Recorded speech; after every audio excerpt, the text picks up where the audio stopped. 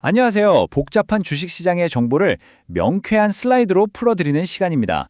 오늘은 정말 모두가 꿈꾸는 거죠. 바로 주도주, 시장을 이끄는 이 대장주를 도대체 어떻게 찾고 언제까지 보유하며 또 언제 팔아야 하는지에 대한 그 완벽한 청사진, 오늘 제가 확실하게 그려드리겠습니다. 본격적인 시작에 앞서서요. 오늘 내용은 투자를 위한 참고 자료일 뿐 모든 투자의 최종 책임은 투자자 본인에게 있다는 점을 먼저 알려드립니다. 특정 종목 추천이 아니라는 점 꼭 기억해 주세요. 자, 환영합니다. 주식으로 세상을 이해하는 시간입니다. 늘 소중한 의견 남겨주시는 우리 구독자 여러분 덕분에 저희가 한 뼘 더 성장하고 있습니다. 진심으로 감사드립니다. 자, 시장은 막 오르는데 이상하게 내 주식만 제자리거나 오히려 떨어져서 속상했던 경험 다들 한 번쯤 있으시죠?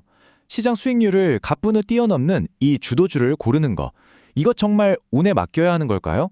그냥 감으로 찍는 영역일까요? 만약에 여기에도 어떤 일정한 공식, 일종의 성공 방정식이 존재한다면 어떨까요? 바로 오늘 우리가 깊숙이 파고들 자료 DB금융투자의 주도주의 생로병사라는 리포트가 그 해답의 실마리를 제공합니다. 이 리포트 정말 흥미로운데요. 업종이 뭐든 시대가 어떻든 상관없이 모든 주도주는 공통적으로 거쳐가는 패턴, 즉 생애주기가 정해져 있다고 주장합니다. 과연 모든 대장주가 따르는 비밀 공식이라는 게 정말 있는 걸까요? 자, 지금부터 저와 함께 그 생애주기를 추적해 보시죠. 자, 첫 번째 막입니다. 리더의 탄생.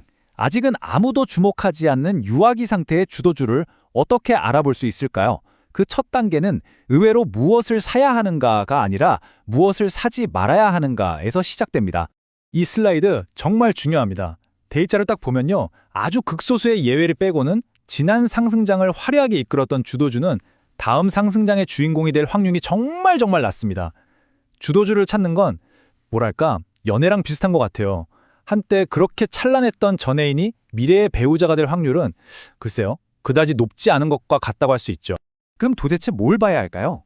보통 실적이 가장 좋은 기업을 찾아라. 이게 정석처럼 여겨지잖아요. 근데 이 리포트는 그 통념을 아주 시원하게 깨트립니다. 솔직히 저도 이 부분 보고 좀 놀랐는데요. 상승장 초반에 이익 성장률이 가장 높다고 해서 주가도 가장 많이 오르느냐? 그 둘 사이의 상관관계가 놀라울 정도로 약하다는 겁니다. 그렇다면 진짜 신호는 뭘까요? 리포트가 가리키는 단 하나의 지표, 바로 이겁니다. 강력한 초기 주가 모멘텀. 여기서 모멘텀이라는 건 주가가 올라가는 힘, 그 가속도를 뜻하는데요. 복잡하게 생각하실 거 없어요. 그냥 시장이 얘가 이번 판 대장이야 하고 외치는 그 목소리에 귀를 기울이라는 겁니다. 이 차트를 보시면 그 증거가 확실해집니다. 시간이 흐를수록, 그러니까 1개월보단 3개월, 3개월보단 6개월이 지났을 때 이 초기 모멘텀의 예측력이 점점 더 강해지는 게 보이시죠? 이걸로 우리는 옥석을 가려내는 겁니다. 수많은 종목들 사이에서 진짜와 가짜를 구별하는 첫 번째 필터가 바로 이거죠. 자, 이렇게 잠재적인 리더를 찾아냈다고 끝이 아니죠. 다음 관문은 그 주식을 꽉 붙잡고 가는 겁니다. 사실 대부분의 투자자들이 바로 이 구간에서 나가 떨어지거든요. 다행히도 이 리포트가 아주 명확하고 간단한 규칙 하나를 딱 알려줍니다. 바로 마이너스 30%의 법칙입니다. 기억하세요. 마이너스 30%.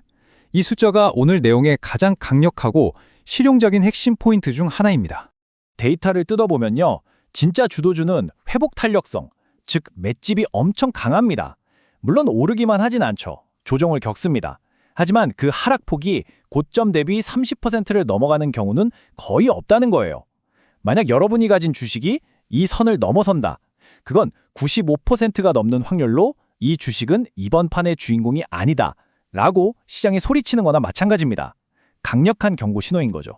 이 슬라이드가 보여주는 게 바로 전성기 주도주가 추는 춤, 그 리듬입니다. 시장보다 계속해서 강한 모습을 보여주다가 마이너스 30%라는 마지노선을 지키는 건강한 조정을 거치죠.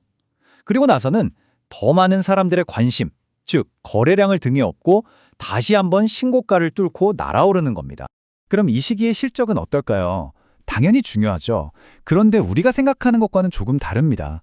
시장에서 1등하는 압도적인 실적, 꼭 그럴 필요는 없다는 거예요. 핵심은요, 기록적인 숫자가 아닙니다. 그냥 계속 좋아지고 있다는 그 추세, 그 자체면 충분하다는 겁니다.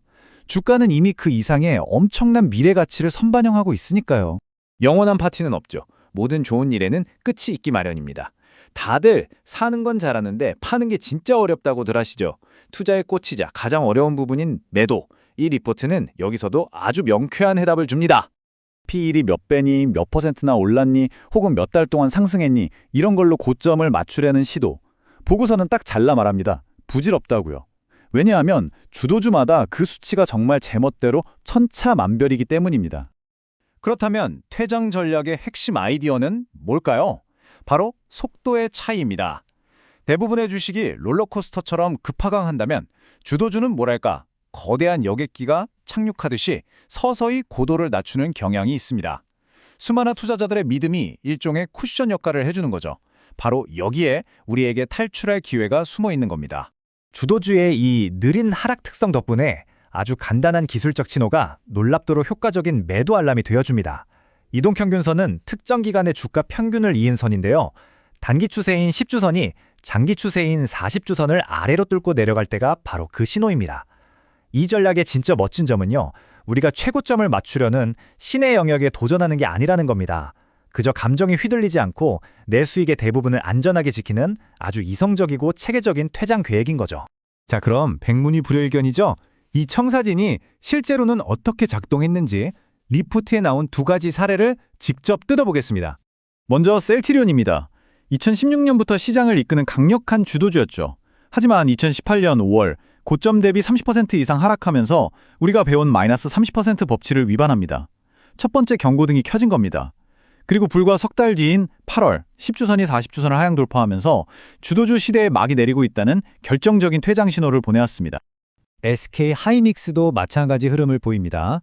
상승 내내 마이너스 30% 법칙을 잘 지키면서 강력한 모습을 이어갔지만 2018년 9월 결국 이동평균선 교차 신호가 나타나면서 수익을 확정하고 다음 기회를 준비해야 할 때임을 명확하게 알려주었습니다.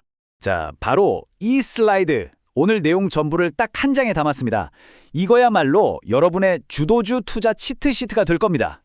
탄생기에는 모멘텀으로 찾고, 전성기에는 마이너스 30% 법칙으로 버티고, 황혼기에는 이동평균선 교차로 우아하게 퇴장하는 겁니다. 당연하죠?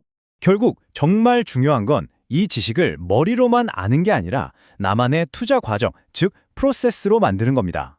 감정에 흔들리지 않고 언제 사고 언제 팔지에 대한 명확한 계획을 세우고 그걸 기계처럼 꾸준히 실행하는 훈련. 그게 결국 계좌의 차이를 만들어냅니다. 시장은요, 미래를 기가 막히게 예측하는 사람보다 자신만의 원칙을 꿋꿋하게 지키는 사람에게 결국 보상을 주더군요. 오늘 이 내용을 보신 여러분은 과연 어떤 투자 원칙을 세우시겠습니까? 한번 깊이 고민해 보시는 시간이 되셨으면 좋겠습니다. 오늘 분석 도움이 좀 되셨나요? 그렇다면 좋아요와 구독으로 저희에게 힘을 실어주세요. 다음에는 더 유익하고 날카로운 분석으로 돌아오겠습니다. 이상 주식으로 세상 이야기였습니다.